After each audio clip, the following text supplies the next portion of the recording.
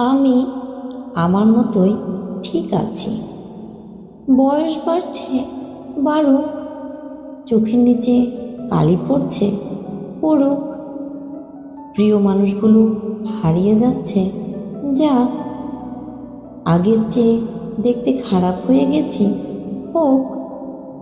কারো মনের মতো করে নিজেকে সাজানোর ইচ্ছে নেই। কই, আগে তো কখনো নিজেকে বদলানোর ইচ্ছে জাগেনি কখনো। তবে এখন কেন মানুষের কথার আঘাতে নিজেকে বদলাতে হবে?